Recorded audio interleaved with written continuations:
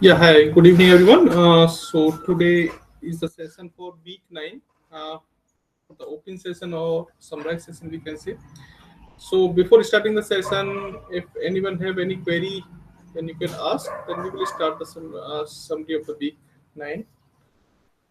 Any query from anyone?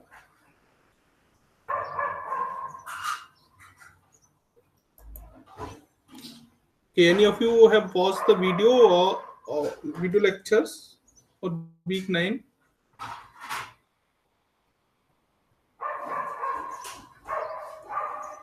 No, sir. Okay, okay, yeah, thank you. Okay, so then I'll start from the first topic. Let me share my screen first.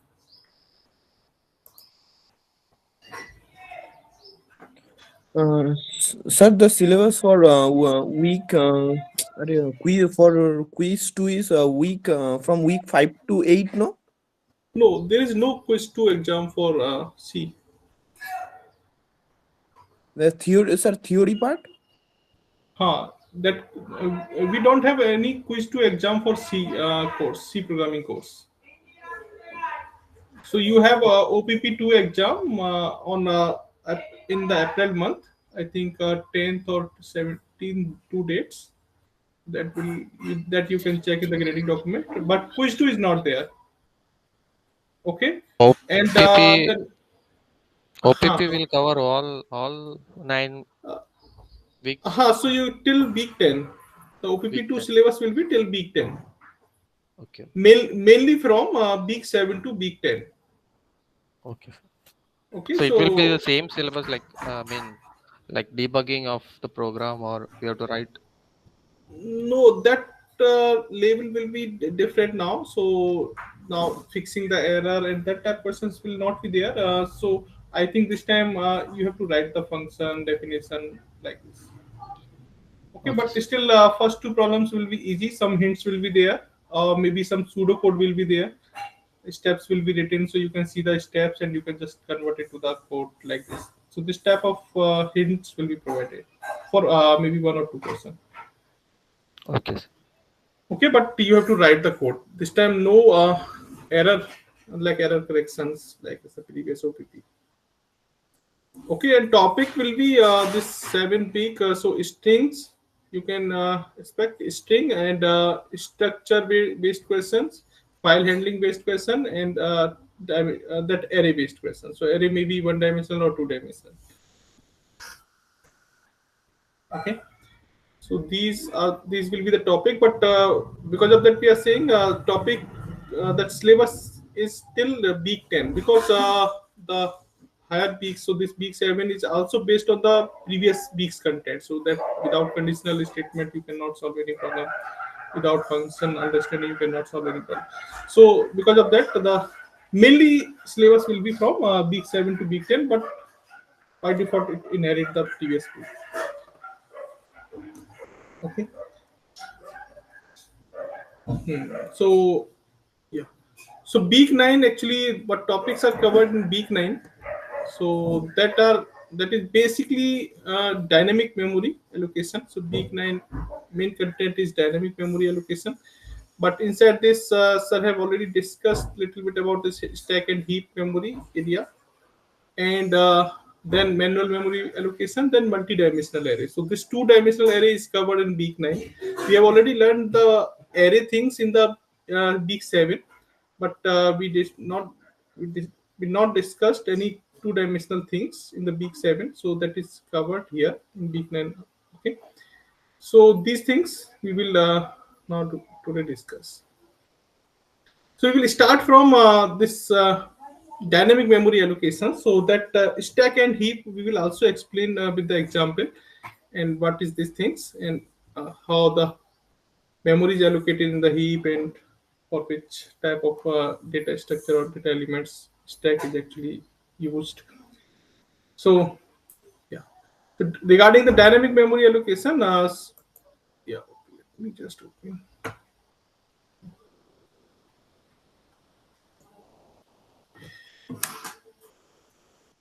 Yeah. So regarding dynamic, not till now you are solving some problems basically which are depends on the fixed type of data. So you know that how much data will be given to the as a input, but and based on that you are allocating the memory in the array or in some data type data variables. But suppose we have some problems where user is giving some inputs, but the inputs size is not predefined. Okay, suppose we are just writing a program for the shopping cart, and where the user are just putting the entry of the number of items, so how many items they have purchased. So they are just putting the item name and what is the price of the item. Okay, so that things is not predefined because every user can purchase any number of n items. Okay, so based on that user are just giving the input, and we have to store that input in some place, and we don't know how many inputs user will give. So that means number of inputs or size of inputs is not predefined, and that is depends on the runtime. When program is running, at that time actually we can find out that how many inputs we are getting. So this is not predefined. We cannot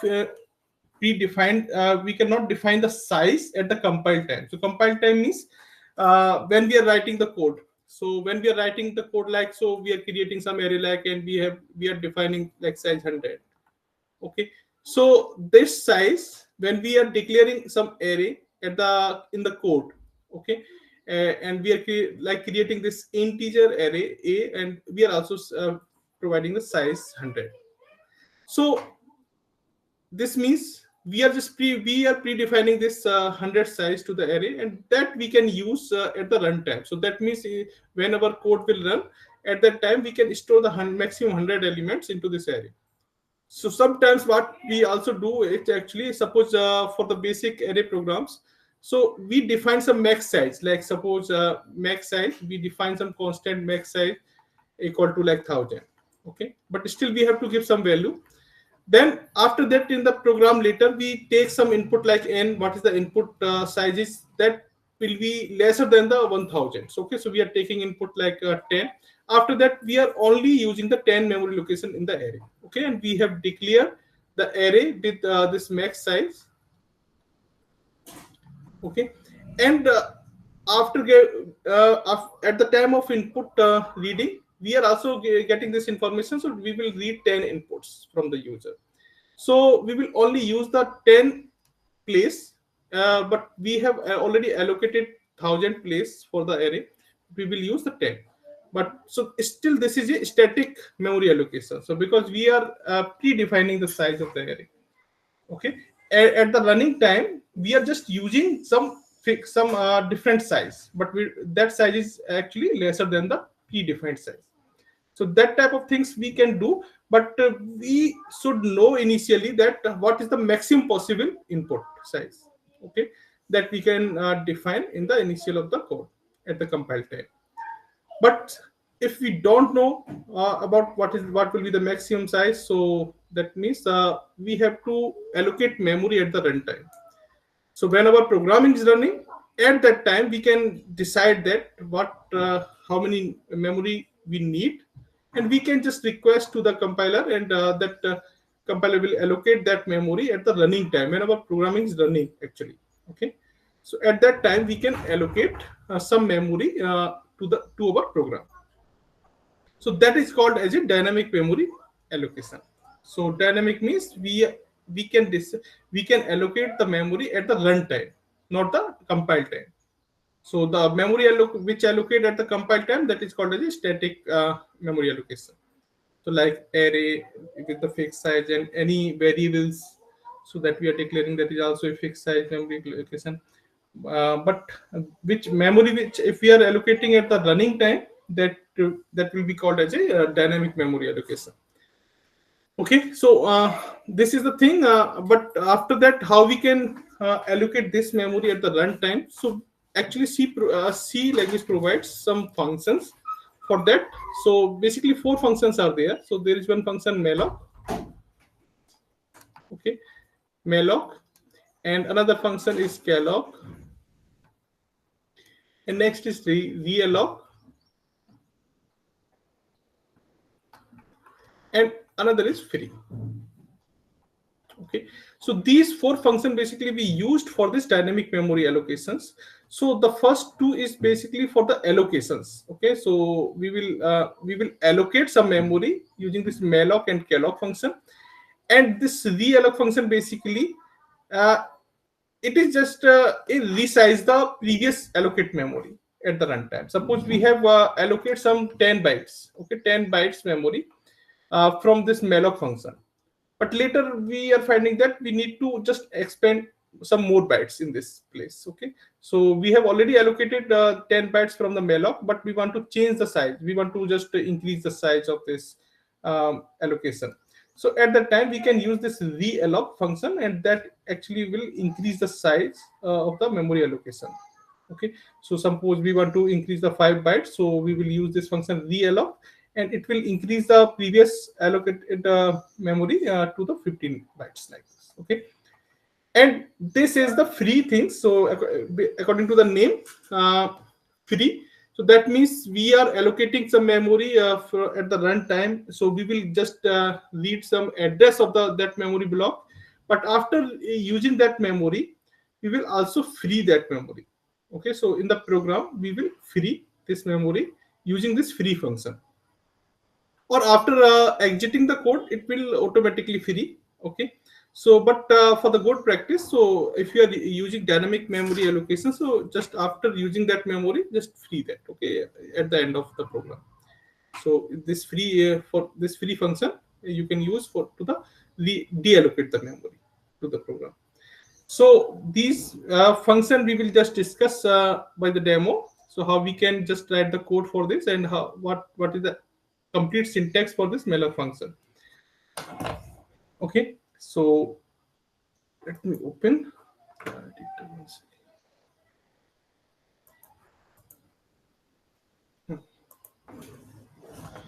Okay.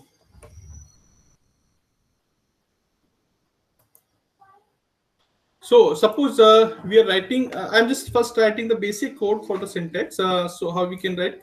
So suppose we have some integer variable.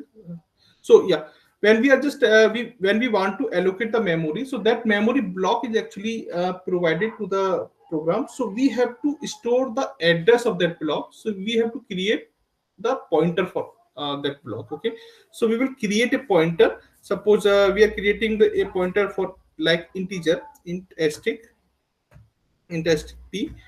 Okay, so this is the simple, this is simple pointer.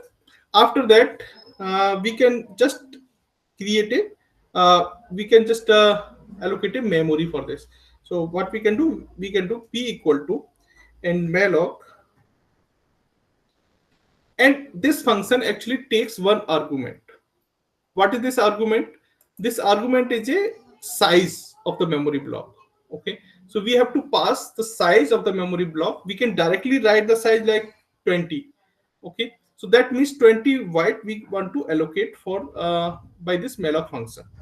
Okay, and suppose if you want to store some integer elements in this, and you know that how many integer elements you will store in this, so you can also, if and you don't know what is the size of integer. Okay, but you know that how many elements you will store, so you can also define the number like this, like the expression form. So suppose we want to allocate 5 element storage, so 5 integer element storage. So for we have 5 number, now multiply what size actually each element will take, so that we can calculate by the function size of. So size of you can pass, so integer. Okay, so this is also a similar things. If you know the what is the size of integer, you can directly just multiply and pass the fixed value. If you don't know what is the size of integer or size of character, size of long like this, so you can just check the size. You can use this function and just pass the type, and that will calculate internally, and that much memory will allocate uh, to the program. So 5 into size of int is 4, so 4 into 5 equal to 20. So now this is the this function basically will provide a block of 20 bytes. Okay, but this is not fixed. what type of element we will store in that block. So this is a one fixed block of the 20 bytes. So we have to decide that for the pointer actually, when we will access this memory block, what type of elements we want to store in this block, so that we have to decide. So to just divide these blocks into a small blocks for the elements, we have to use the typecast here, because the by default the return type of this malloc function is void, okay, as a void pointer. But we will just use the typecast for this. Suppose we want to store the 5 integer elements, so we will use the typecast for this pointer. So int st, okay. So now okay, so why this yellow line is coming here? Because to use this function we have to use one library for this, and we have not included that library in our program. So that's that you can use stdlib.h. So has include stdlib.h. Okay, now this warning is now removed. So in this manner, we have just written a complete syntax for the malloc, and this is the this malloc will provide 20 bytes, and the address of the first location will be stored at the pointer p, and because that we are just reading as a integer pointer, so this memory block, so that means we can traverse the memory block in the 4 byte like manner, okay. So one integer 4 bytes, so that means if suppose if starting address is 100, so next element will be stored at 104, and next to next will be stored at 108 like this.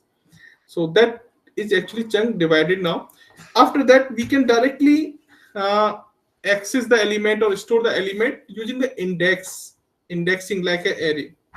Okay, so like an array we can store the elements. Suppose we can simply we can simply write like this p0. So p0 is similar base address plus so base address is actually represent the first element. If you want to address the first next element, that means second element, you have to add 4 bytes. So you can also write here like asterisk p plus 1. Okay, so by default the 4 byte will be added to the address. So we can also use the indexing here. So like 10. Okay, so I have just initialized one value at the place 1, and then we can also read this allocation through the for loop. So for int i equal to 0 and I is less than equal to or less than 5 and I plus plus. Okay, and now we can print this element, printf and %d, and what array name is sorry, pointer is p, and then p passing I. Okay, and we want to print the each element in the new line. So new line like that. So this code we have written. So when we just run this, so this will behave like a simple array like. Okay, so we have also allocated in the same fashion array. So let me print this. So now you can see we are getting 5 elements through the index. So g 10 0 0 0 0. So according to the malloc, okay, so this is the yeah. According to the definition of malloc, actually this initialization not happens, but in Replit actually maybe some compiler difference. So that actually is initializing with the 0, but this is not according to the definition of the malloc.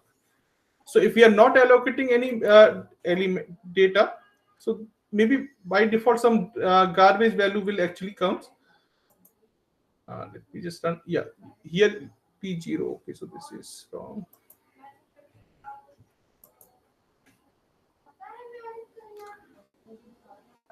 Okay. So we are not allocating any data here. So first place we are getting garbage value, but remaining 0. But this is not a definition of the malloc. Actually, malloc just allocate the memory, but not initialize with 0. Okay. But the another function which we have calloc, actually that function actually initialize all the blocks with the 0. So that is the difference of the malloc and calloc. We will also use that. So let me just use this code. First I'm writing same. Now just see the visualization of the memory of this, how the memory is allocating.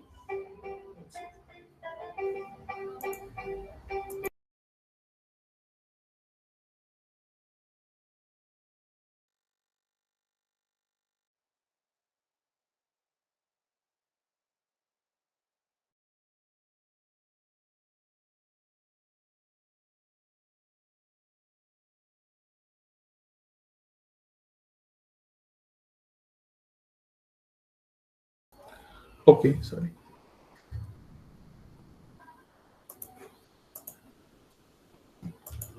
So this is the Python tutor we have, and we can also visualize the code of this memory allocation to see the memory allocation and step by step that we can run the code. So if we run this code here, okay, so this is the same code. Now just see visualization how the memory is allocated and what is the address of that memory. We can just see. Okay. Now you can see what happening. So let me just move to the first step. So this is the first step. When our code is actually starting, it is entered into the main function, and at that time we have just initialized the p pointer. Okay, and so this p pointer, you can see we are also see the address of this p pointer. So on the right side, this is the point address of pointer. Okay, so address of pointer, this is not a value of pointer, this is a address of pointer itself. So and still you can see the question mark, so that means no value is assigned to this pointer. So this is the value actually. So when we run this code to the next step, when our this malloc function is actually executing, so you can see when we run this, so one array, okay, so this array is actually the continuously block of 1 2 3 4 5, so five integer elements. We allocated 20 bytes, and that divides into a five blocks with the integer size. Okay, now this is the address of this allocation. This 5402040 is the address which is stored into the p pointer, and this is indicating to this memory allocation. And you can see the size. Okay, so you can also see the address of each block. So the first block is the same address as a pointer address, but after that only four value is adding to the address. So after 40, next is 44, and then next is 48, then next is 4c. So this is hexadecimal representation. So this after 48 we are getting 4c, then 50, so like this. Okay, but initially all value are actually question mark. So here question mark is written because question mark means it may be a garbage value, not zero. Okay, because we have not initialized anything in this memory allocation, so there may be a garbage value, previous any random value may be possible at this place. So because of that, question mark is written. But when we allocate p0 equal to 10, so you can see this is now assigned. Okay, so at the first place this 10 value is assigned, but still all remaining are questions mark. So this memory is allocated. Now we can simply use this as an index. So zero, you can see the above index is coming 0 1 2 3 4, and using the for loop similar to the array, we can traverse this using the pointer, and we can print all the things. Okay, so I this is the I variable. So after that, in our output, what is coming actually? Yeah. So only okay, so this loop is done. Conditional jump or move depends on the uninitial set value. Okay, so stopping running after the first error. Yeah, so we are getting the error because the remaining value are not initialized, and it may be a random value or garbage value. So it is giving this error. It is stopping the program at this place. So suppose if we change this, but then on Replit we got the all value are the zero. But so because of that, I said this is not according to the definition. So like P1, P2, P3. P4.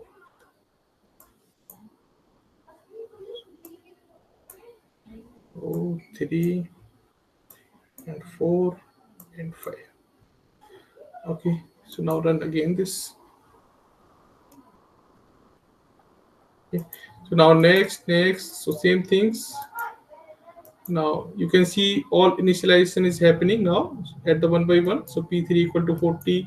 Now loop is running from 0 to 5. So that value will come in the output. So this is the output area ever. So at each step, this loop will iterate and we will get this all value from the memory place. So 10, 20, 30 and 50. So you can see all value are coming in the output. So this is the output. And then our code will stop.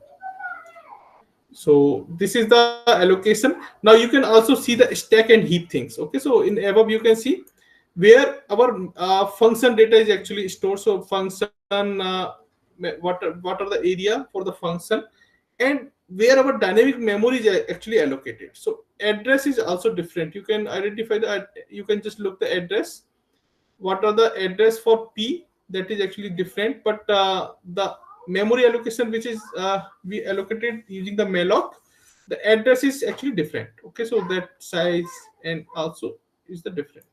So this dynamic memory allocation is actually happened in the heap memory area in the program. So because of that, this heap here is coming, and this all function data, this local function variables, all variables are actually stored in the stack. Similarly, global variable is also stored in the heap. So let's just add one global variable like int b equal to 20, and then again.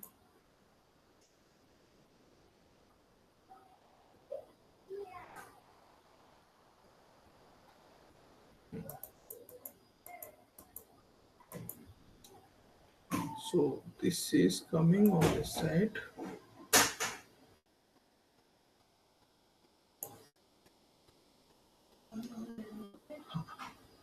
So this is actually coming on this area, but this is global variable is also declared in the heap. You can also see the address difference, which is actually different from this main function. Okay, so this is very long and this is a totally different type of.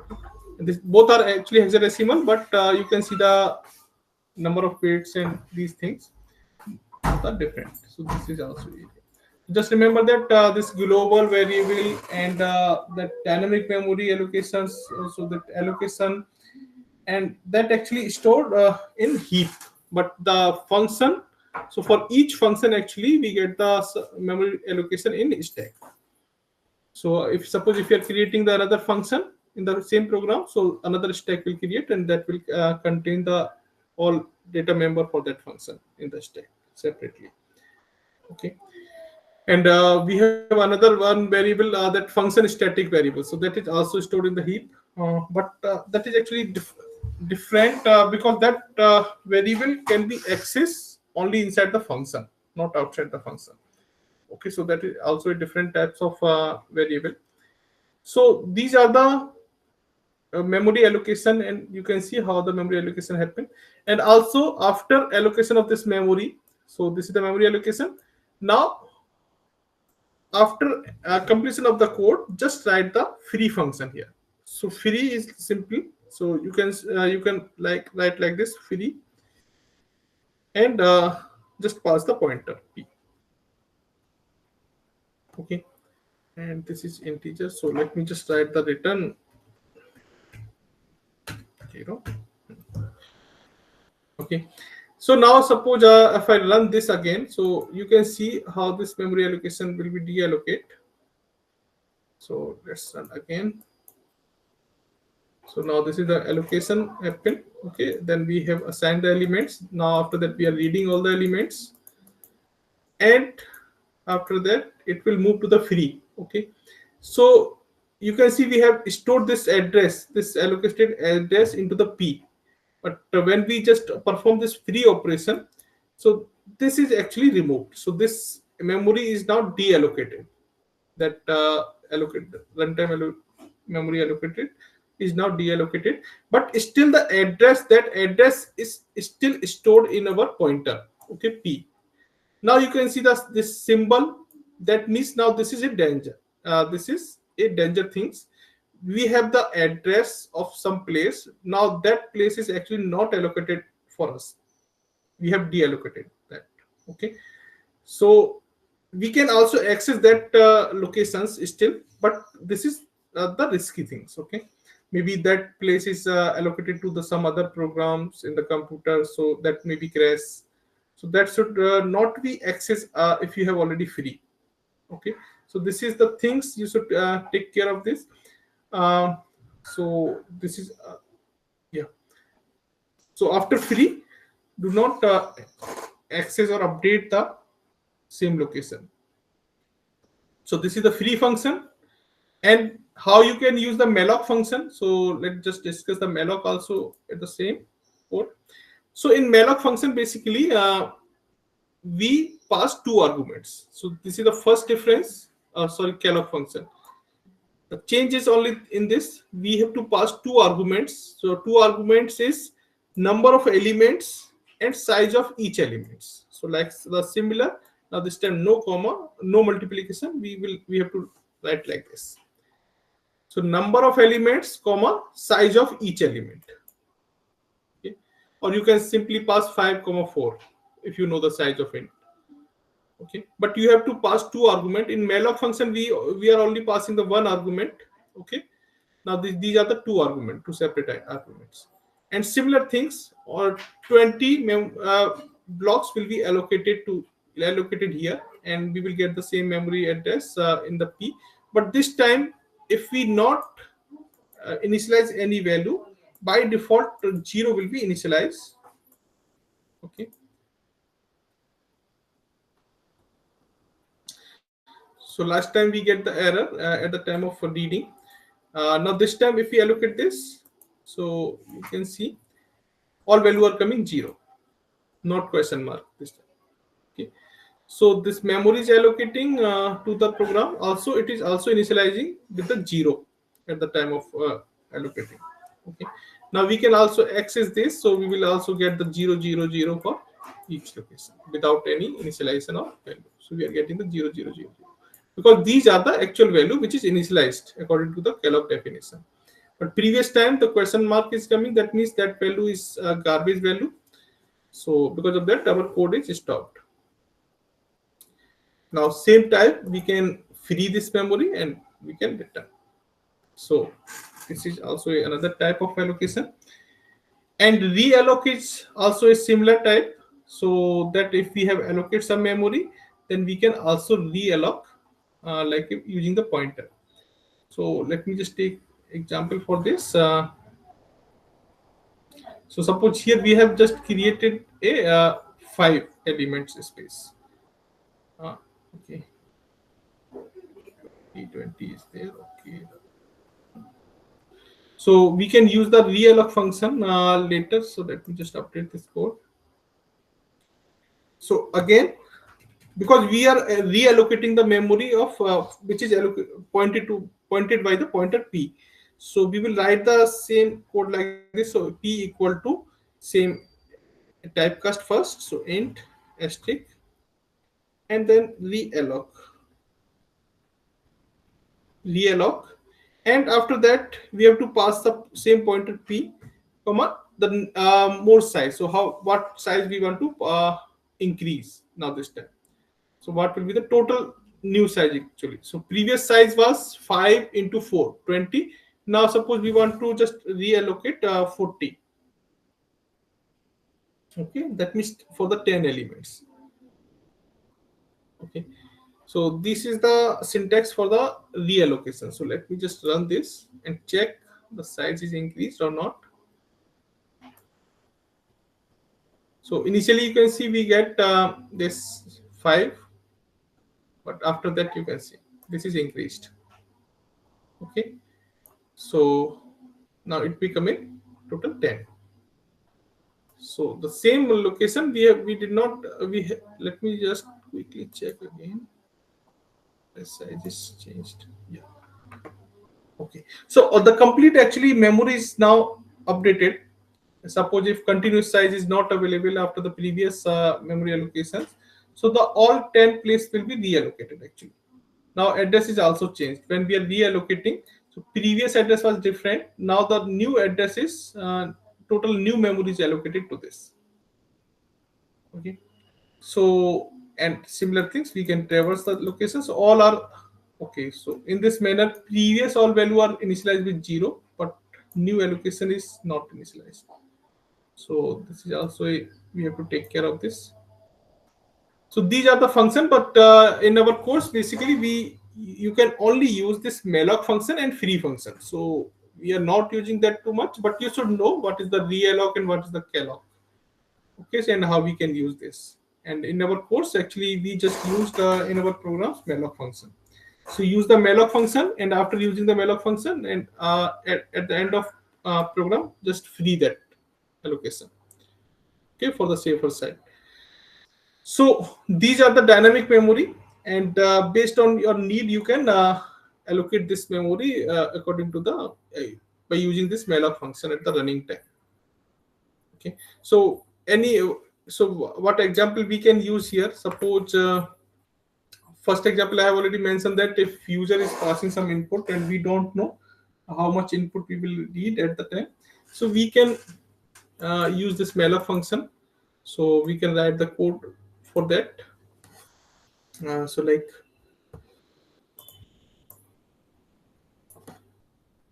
so this is okay. PP. Okay. So before giving that example, I'll also discuss the another purpose of this linked list. So there is one topic actually is there in this programming which is called as a linked list. Okay, so what we can do, suppose we want to store undefined or not predefined numbers of elements. So what we can do, so we can create a linked list. Linked list means we will create a memory allocation for some size. Okay, so some size means suppose we have created some memory size for this block. So this block first block is actually will contain the integer value, and another block will contain the address. So that means this is a pointer. This is a pointer. So and this is the complete memory block. Okay, in this block we have two parts, and first part will contain the data, integer data, and second part will contain the pointer of the same type of memory block. So that means we have another memory block of the same type, and we will store the address of this another memory block at this place like this. Okay, so this is the integer. So like we are storing 10 here, 20. So this is also an integer. So what type of structure we can what type of data structure we can use here? So you have already learned, if we want to store two different type of data at the in the group form, okay, in the group manner. So you can use the structure. Okay, you have already seen. So suppose if we give the name for this block as a node. Okay, node, this is single node. So we can create a structure for this node. So because we know that the first value should be integer, another value should be the pointer for the same type of block. So what we can do, we can write the structure for this like struct, and we can give the name, any name for this, so like node, and inside this we can define the data type. So int like data. Okay, this is the first block, and second block will be the pointer. So how we can define the pointer? So struct node and asterisk next. Like okay. So you can see this is a next. So this is a pointer. Okay, and what type of pointer is similar to the same structure. Okay, so that will contain the address of similar type of structure. So in this manner, we can maintain our data and we can also link the data. So now the suppose if we want to store one element, so suppose we are getting this type of sequence to store 10, 20, 30, 40, and 50. So without creating any array or this type of things, every time we will read one element and we will create the memory allocation, and we will link to the previous elements. So previous element, but for the first element, we will also maintain a pointer. So that will only contain the address of first element. So head. Suppose we are giving the name of that pointer as a, this is a pointer, okay, pointer of structure. So this will contain the address of first block. Okay, suppose we are reading this input 10, we will store this input inside this block, memory block, and we will just assign, suppose the address of this block is 100. Okay, so we will assign this 100 address to the head. Okay, because this is the first node. So we can logically represent this like as by the arrow. So that means head is now pointing to the first node. Similarly, now we are reading the different items 20. So we will allocate the memory for that, and 20 will be stored in the first place. And the address suppose is, so this may be not continuous. It may be different in memory locations, any memory location. So let's suppose this is a 240. So that 240 address we will store in the previous node pointer field. Okay, so this is the data field, and this is the pointer field. Next. Okay, so for each block we have these two fields, data field and next field. So in next field we will store the address of the next node that will coming after that. Okay, so after 10. So that means we will store this 240 address here. So this will be linked logically to the second element. Okay, same things at the time of reading, we will connect all the data in this manner. So when we are getting 30, so we will store the address of this block into the previous node. And after getting the 40, we will store the address of the previous node. So similarly, we will read all element 50. And in the last element, because there is no element after that, we will store the null. So this is the identification of the last element. Now all data is stored in different memory locations. Okay, so like 240, this may be 350, this may be 110, like this 280. This address may be at any place in the memory. Now we have only one head pointer. So this is a only head pointer which contains only the address of first location. But using this head pointer, we can access all the elements which is stored, because all are linked actually. How are linked? By the address of the next element. So suppose we have only this head pointer. So after getting this pointer, we can move to the first memory block. Okay. First memory block contains the address of second elements. Okay, block. So we can simply read this address and we can directly jump to the next element. Similarly, again we will read the next address at this block and we can directly jump to the next element. So in this manner we can traverse all the element and we can access all the elements for our computation. Okay, so no need to store each block address in some variables. So we are only maintaining this head. Okay, but at the time of insertion we have linked in this manner, so this become a connected data. So because of that, the name of this data structure is linked list. Okay, link, all data are linked by the address. So these things we can do with the malloc function. So we can store all the data in our code. So let me just write the code for this. So I'm creating a simple structure. So like struct and node, and inside this int data and the pointer. Okay, so this is the next element is pointer. So struct node stick next. Okay, so this is a pointer to the same structure type.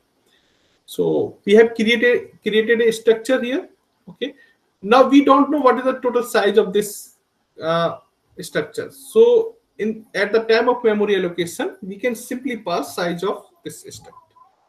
So what we can do, we can now allocate the memory at the runtime. So let me just write the code for this.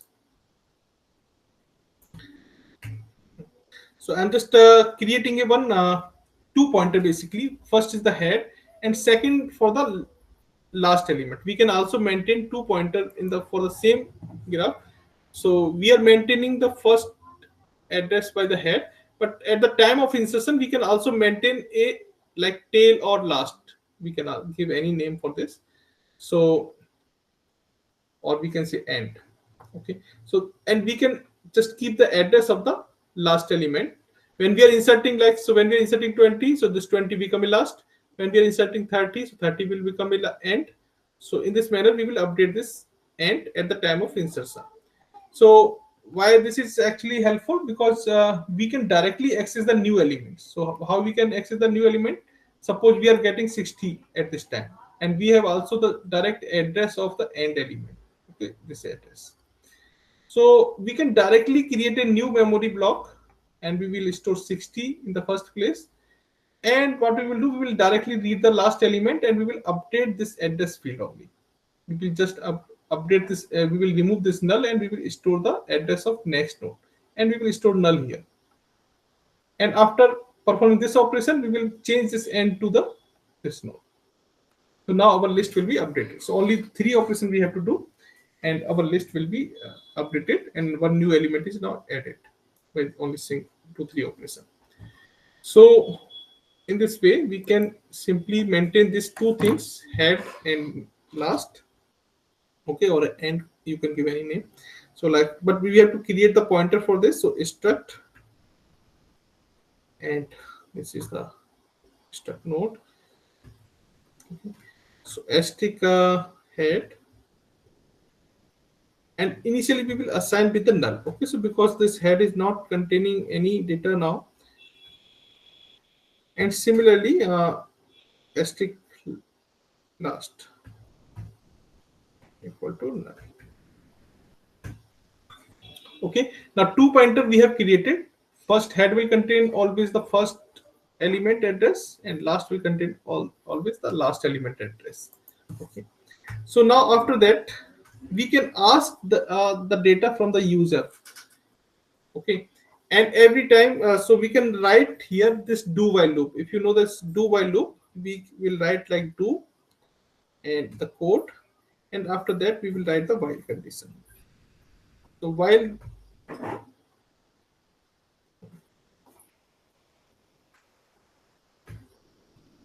so this is the syntax for the do while loop. So that means we will perform some not double, this is do. So we will perform some operation inside the do, then we will check the condition while. If this while condition is true, then once again we will perform the do. So in this manner we will repeat this code, and we will repeat this code until our while condition is not become false. So what we will do, we will just, so do means we want to store one element in our list. We want to add one element in our list. So what we can do, we can simply take a pointer. So I am also creating a one new pointer. So like stick temp. So this is a single pointer for the same data type. And here first we will allocate this. Okay, so temp equal to similarly typecast here. So struct stick and then malloc, and so we want to create a one element. Okay, so we will simply pass the size of struct, no, size of struct. Okay, and we have to also write here struct out completely. Okay, so because we are using the complete name, because we have not give any type defined for this, so we have to use the complete struct node every place. So struct node here. So by this malloc function, so memory block will be provided for this complete structure. That means two field, data field and pointer field. Okay, and that at the address of the this block will be coming is this inside this temp. And after reading this, so that means one block is created, Now we will read the data for the input. So we will store that data into the temp.data field. So we have two fields for this, data and next. Okay, so we will just do this. So like we will read this. So scanf percent ld and temp.data. Okay, and this will become enter. Okay, so this is a pointer, we have to use this. So now we are reading this data value from the user. After that, we will add this data, this node into our uh, previous linked list. Okay, previous linked list if we have any. So first things what we will do, because this will be add into the last. So this the next field should be filled by the null. So we can by default fill this like temp dot next. Okay, should be null.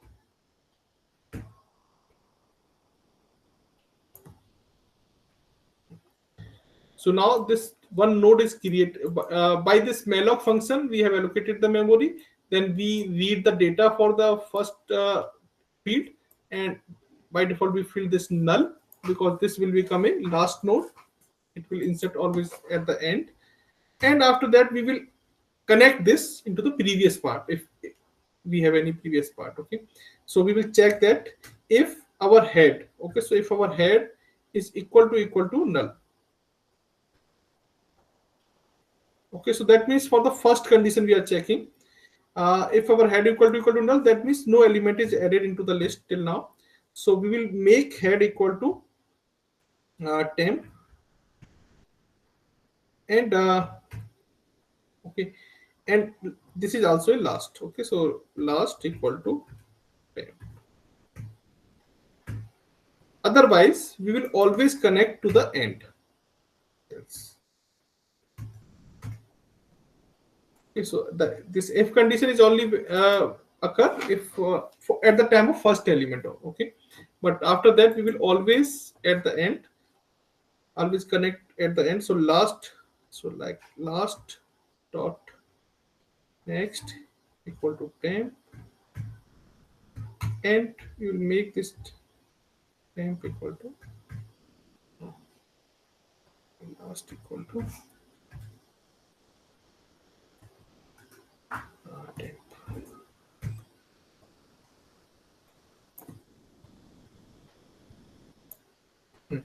So by this line, our new block will be connected into the previous list. So now this is the addition things. After that, we will just ask the another input from the user. So if that they that want to uh, enter more input or not. So like we will just pass a message. So printf, uh, do you want to add more element? Like press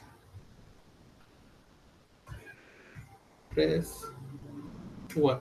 Okay. So this is just a message, and after that we have to also take one integer field here. So int choice, and we will read the user input here. So print, sorry, scanf and percentile t, and we will read the choice. Okay, so if user press 1, that means user want to add one more element into the list. Okay, but if a user enter anything apart from any value from the 1, so that means we will stop this process and we will print the our data. So here we are just maintaining this condition. So if while choice equal to 1. So choice is, oh sorry, we have to define outside.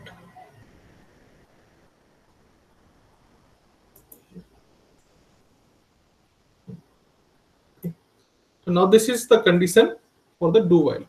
So what we are doing inside the do, we are just reading, we are allocating the memory, and then we are reading one data and storing into the memory block, and we are linking, we are adding that block into the previous data. Okay, and again we are asking to the user, if user want to add more, then press one, and then we are reading the input data from the user. If it is one, then we will repeat the same process.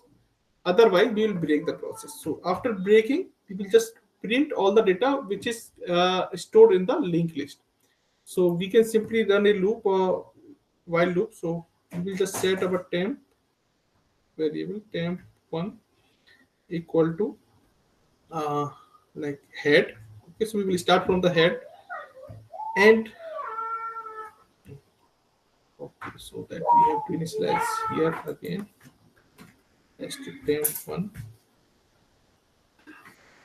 Okay, and we will run only single loop. So while our temp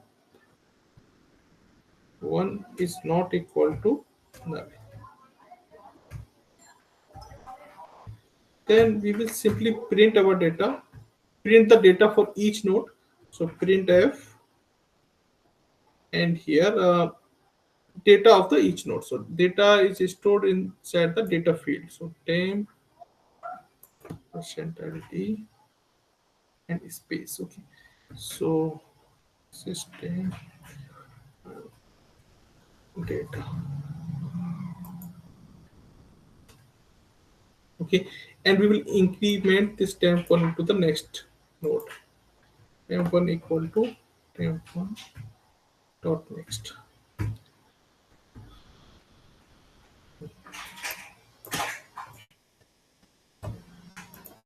Okay, and finally this is the return 0.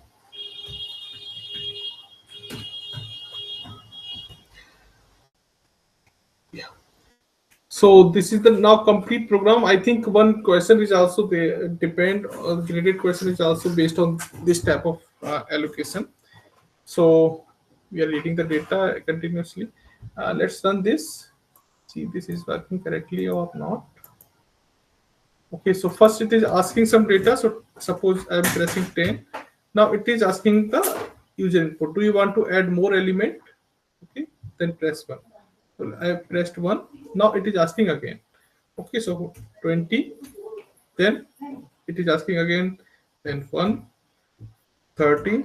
So we don't know how many numbers user will input. So this is based on the user choice. If user is pressing 1, so that means he want to add more elements.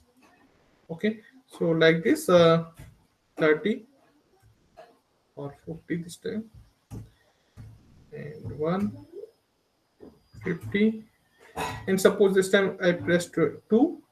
So you can see our data is stored correctly in our linked list, and we are also able to read all the data in the same sequence. Okay, so 10, 20, 30, 40, 50. So this last line is coming through this while loop. This while loop. Okay, here we have set our temp1 equal to head.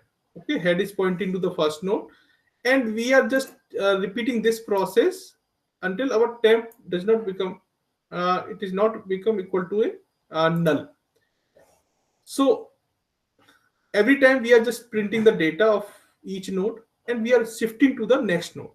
Okay, temp1 equal to temp1 dot next. We are reading the date next address, and we are moving to that node. Okay, in this manner we are just getting all the data later.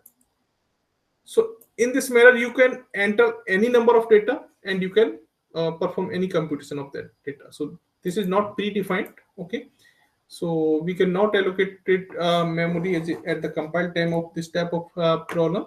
So this is one example for the dynamic memory, and this is also very useful in the data structure, which I think you will learn later.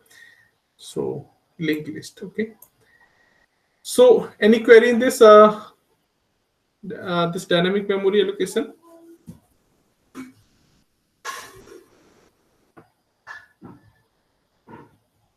Any part of the code which is not clear for anyone?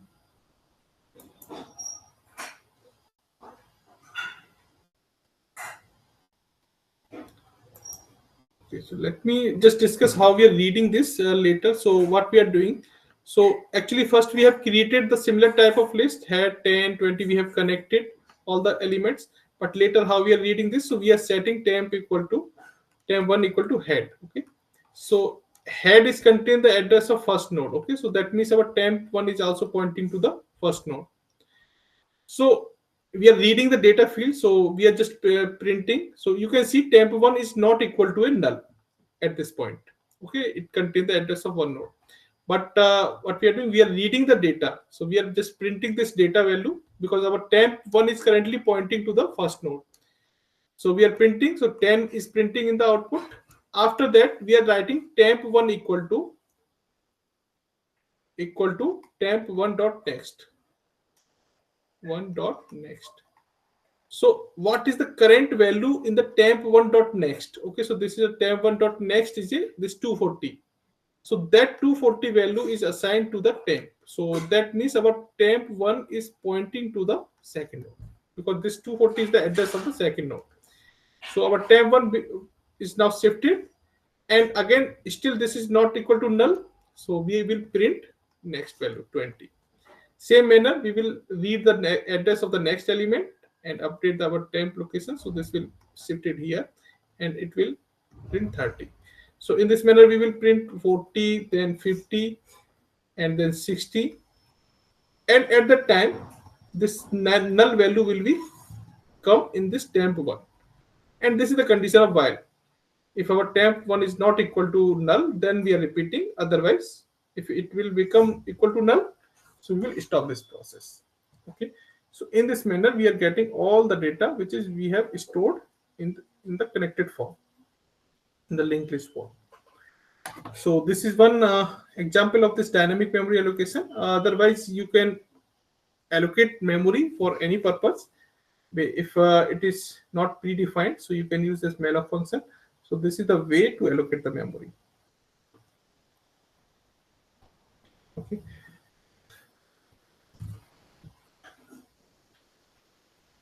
So this is the one topic of the dynamic memory Sir, allocation.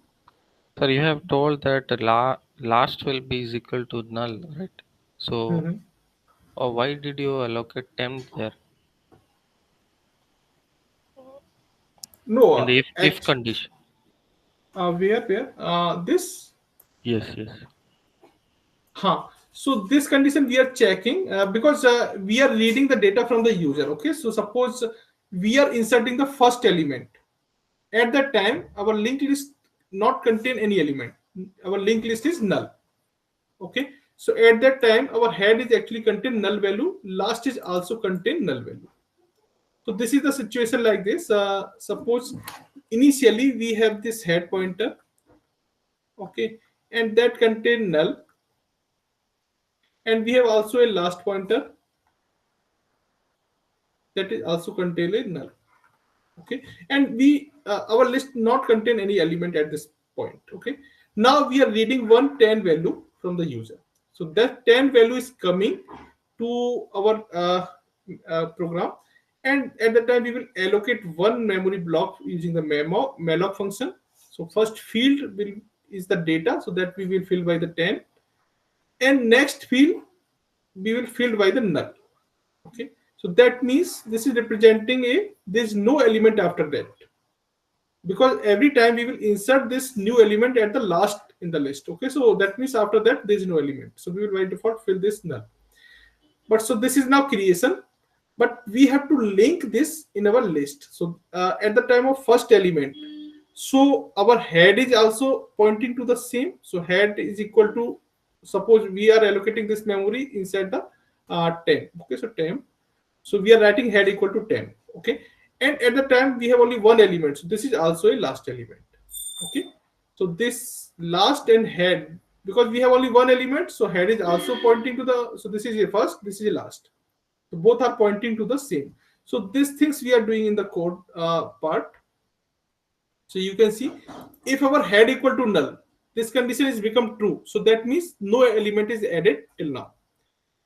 So we are setting head equal to temp. So temp is just a address of the element, and last is also equal to temp. Okay, so this part will be run only one time when we are inserting first element. But after that, suppose now this is added, but after that we are also next element is coming 20. So at the time of 20, another element will, another memory block we will create. Okay, so 20 will be stored at the first place and temp will now contain this location. Okay, this is the temporary variable. Okay, it is containing the current memory allocation, and after that we are adding this memory allocation block to the linked list. So now this is the new allocation.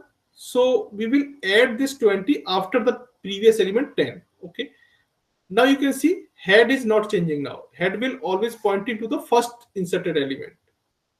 So after adding this, so what we have to do to add this, because last is pointing to the last node. Okay, always. So we are simply writing last dot next. Okay, so last dot next, we are writing last dot next. So this is a field. So which field actually this is pointing?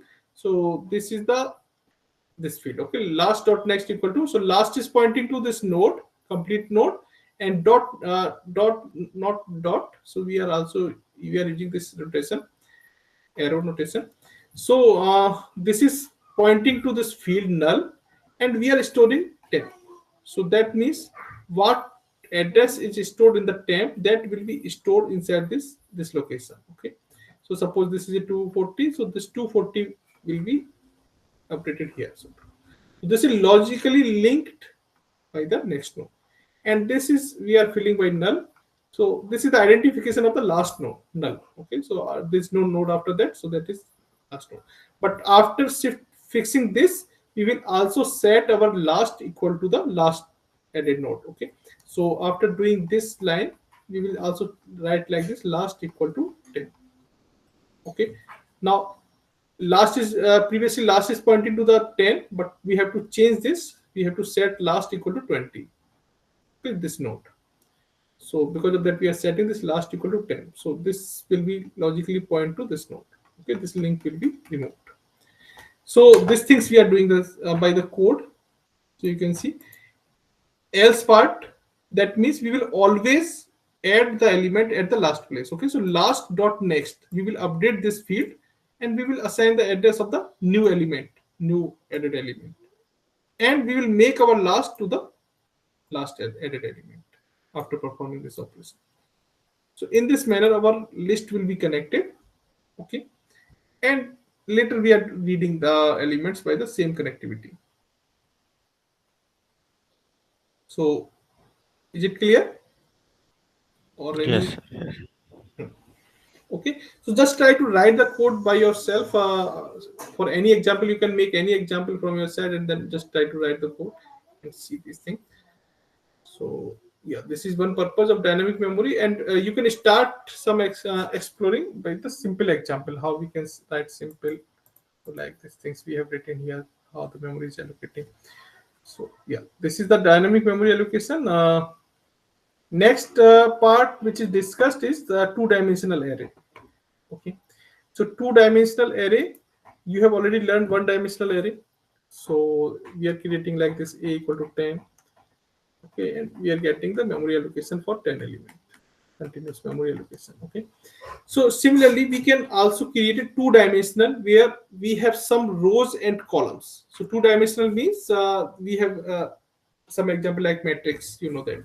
So our matrix actually contains the rows and column combination. So how we can store that matrix type of data in our data structure. Okay, so we can use this two-dimensional array. So how we can create the size for this? So like what syntax is simple. So we have to define the type of element, because this is an array, so it will contain the similar type of data, but we can just represent this in the form of row and columns. So for first this bracket, we have to define the size of rows. Okay, so we can write like this, number of rows. Okay, and this is a number of columns.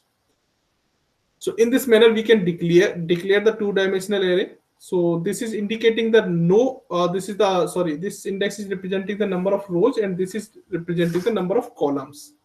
So we can create like this, a 2 and 3. Okay, So that means we have two rows and three columns in each row. So how many total elements we can store? So you can simply multiply this 2 into 3, 6 elements we can store in this two-dimensional locations. But the logically structure of this is similar to the matrix. So we have only two rows and we have three columns.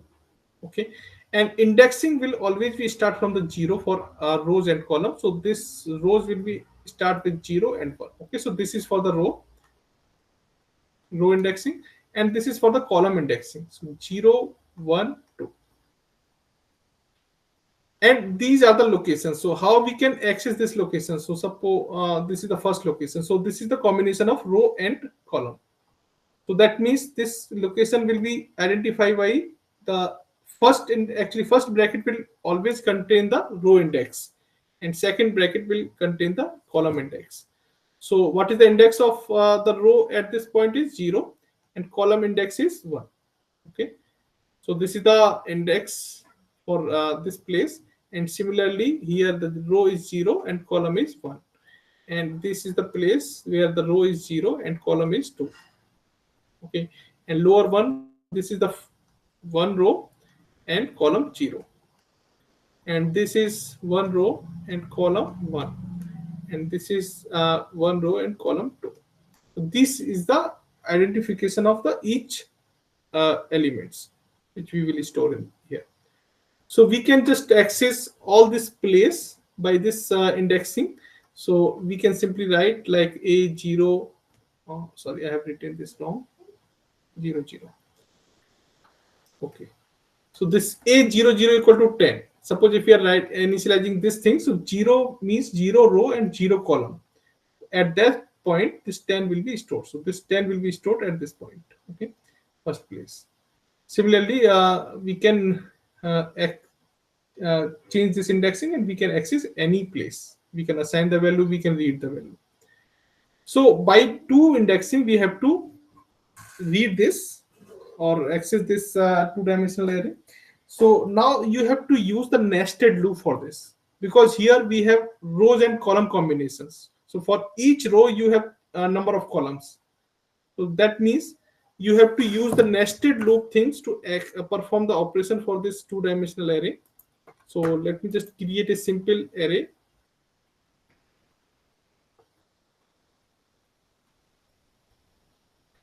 So I created one file.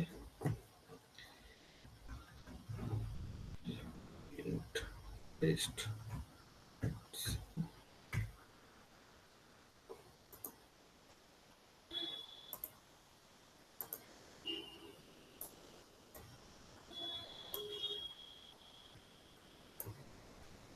Okay, so now this is this basic program. So I'm writing it down.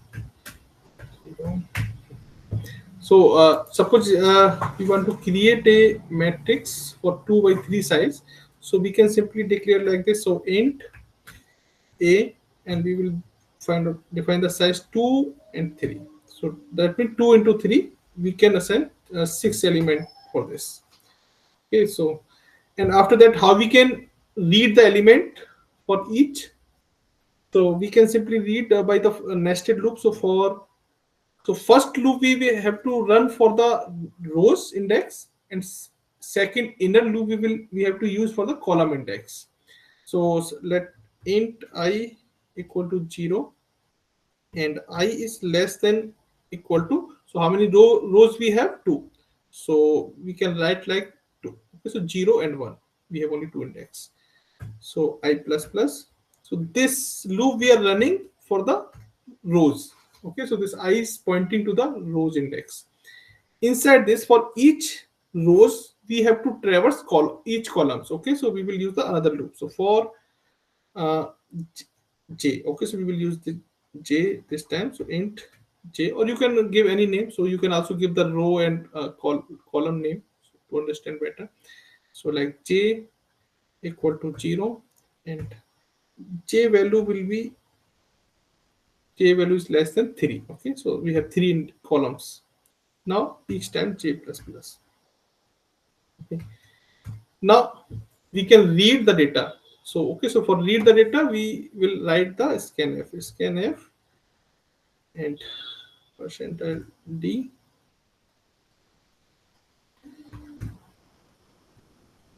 and this array, and we will pass the indexing. Okay, so first indexing for the rows, so this is I, and second indexing for the column, so j. So in this manner, we are reading the data here. So, what is this? Int string type int. Okay, so that is actually int. Okay, so what we are doing, so we are reading the data column, that row wise. So that means for first row we will read all the column value. So this is the inner loop. So for I equal to 0, when I is equal to 0, so that means first row we are just traversing with the 0 index, and for this row we are traversing each column value. So this loop will run completely for each value of I.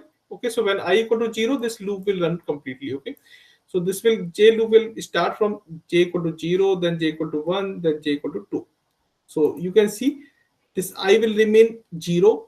Okay, and but this j field will change 0, 1, 2 like this. Okay, that means we will read all three columns value, and this is the reading. Similar type we can printing this. Okay, so this is the reading, and then we will write the code for the printing. After reading, we will check our data is stored correctly or not. So we will use this print and AI. Okay, so after completion of this row, we will just use one new line character. So simple print statement.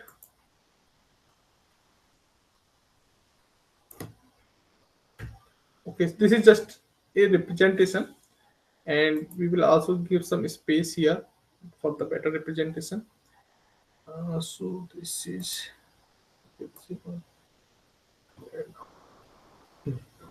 okay. So just pass the input for this code. This is giving the error. So what is error in this? One field again for the one in location make error one.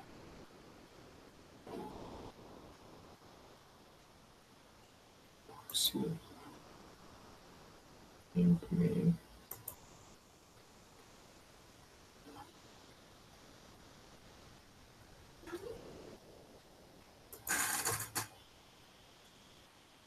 What is written wrong?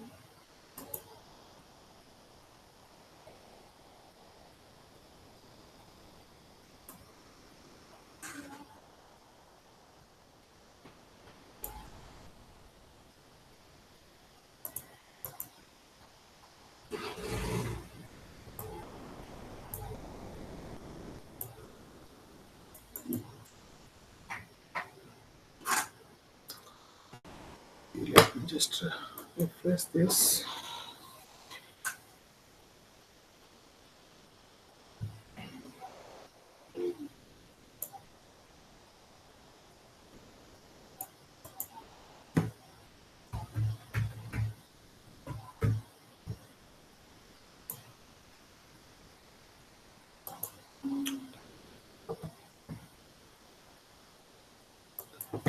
This.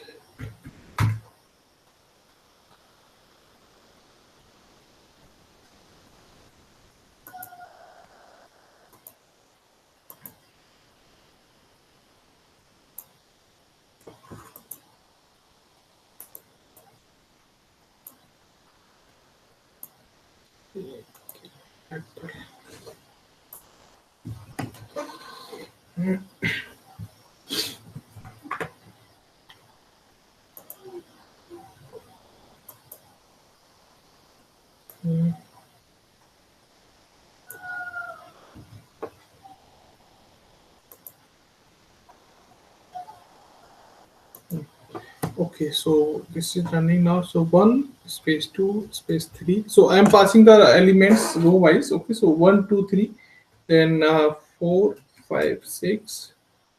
Yeah. Okay. So you can see this is now printed. Okay, so we are passing one, so this loop is running, so this one element will be read. After that I am giving the space, so that means this loop, inner loop will run one time and the second element will be read, and then third element will be read. In this manner our data will be read and stored in this two-dimensional array, and later we are printing in the by the same manner. Okay, so we are just using one loop for the index, that row indexing, and inner loop for the column indexing, and then we are simply printing all the elements by the indexing, this rows index and the column index, so ij, and we are getting the same data which we have stored in this memory.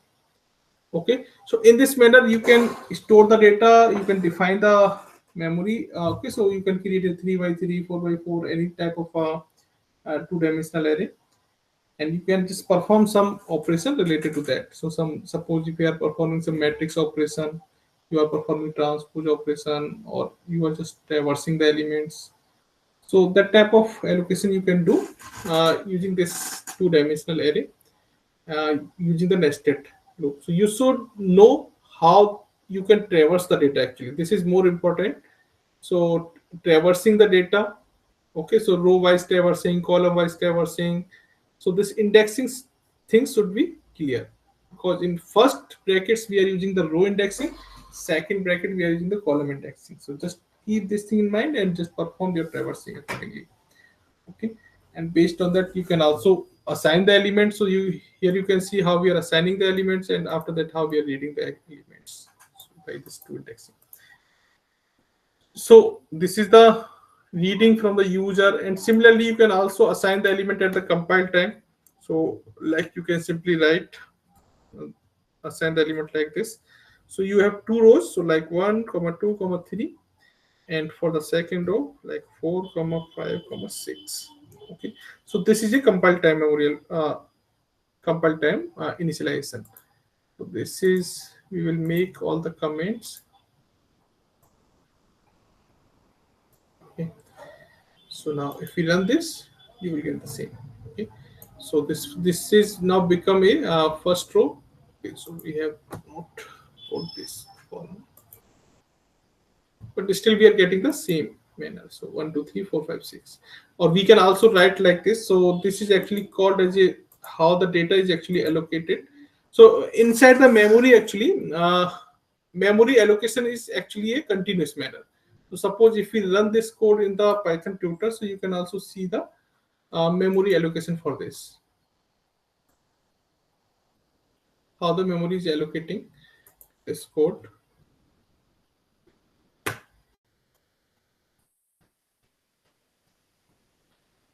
Okay, so now this here you can see the difference. So this time this array is actually creating inside the stack. In the previous time when we created the memory allocation using the malloc, that is actually coming into the heap side, and that is allocated inside the heap. So you can see the addressing. So like this is B8, then BC. So data is stored at this way. When we allocating the elements, now you can see. So our data is stored in this manner. So first 1, 2, 3. This is stored in the first row. The next three element is stored in the second row. So this allocation is actually called as a row major allocation. So row major implementation we can say. So that means uh, our data is stored in the continuous memory allocation. So continuous memory allocation means, so first row will be stored at the first three place. In the next place, the second row will be stored. So memory allocation is actually continuous in this manner, but representation is actually different in the row wise. So that means suppose if we are creating like 2 and 3 size, so that means we can store 6 element, and first address. So the address of first element, this 00 address is, suppose this is 100. Okay, so that means second element will come at this 104, then third element come at 108, then next fourth element will be come at this 1112, 116, and 120, like this. So this is the continuous memory allocation. So data we are getting like this row wise 1 2 3 4 5 6. Okay, so this 1 2 3 will be allocated at this place, 1 2 3. Okay, now this 4 5 6 will come at this continuous memory, 2, 4, 5, 6. Okay, so this is the row wise. We are storing the data into the row wise manner. Okay, so this is called as a row measure memory allocation or implementation. Our array is actually implemented in the row measure form, row wise storing. Similar manner, we have the another implementation type, column measure. So same data, if you are assigning in the and memory is allocating in the column measure, so that data will be stored like this. So one for first column first. Okay, so this one, then this 4 will come, then 2 will come, then 5 will come, then 3 will come, then 6 will come. Okay, so column wise. Okay, column measures, first column, then second column, then third column. But most of the system compiler, you will always get like this row measure things. Okay, but conceptually both are actually possible. So if yeah, so this just think this row measure things, and some theory question is actually asked for the both forms. So how you can calculate the address of row measure and how you can calculate the address by the column measure. So you should know how the actually data is stored. So yeah, this is the memory allocation, and after that we are simply traversing the data by the indexing. So 0, 1, 0, 0 first, then you can see what how value are coming at this indexing I and j. Okay, so for I equal to 0, you can see j is now changing, so it is pointed to the 2. Now I become equal to a 1, and j is now will start from 0, then 1, then 2. Now exit. Okay, in this manner our data is printing. So this is two-dimensional array, and we have also see this stack and heap thing. So that is also discussed in the previous weeks. So sir has actually explained again how this memory, this two-dimensional memory allocation is also performed in the heap. So these are the topics actually covered in this week 9. Okay, any query, anyone?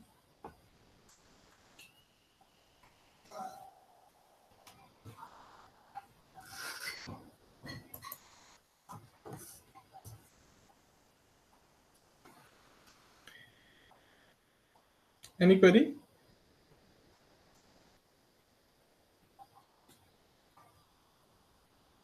No, sir. Okay. So just try to solve the questions, theory questions, and this programming question, practice programming. So practice programming will discuss on the Friday session. It's okay. So at that time you can also ask your doubt. So if there's no query, then we can wind up the session. Otherwise, all topics are covered from the week 9. Okay, and if you have any query also, so you can also post on the forum. So we are not getting too much query on the forum. So during solving any problem conceptually and any problem, just you can also post on the forum. Okay. Any query, then we can close. Thanks everyone. Yeah, thank you, sir.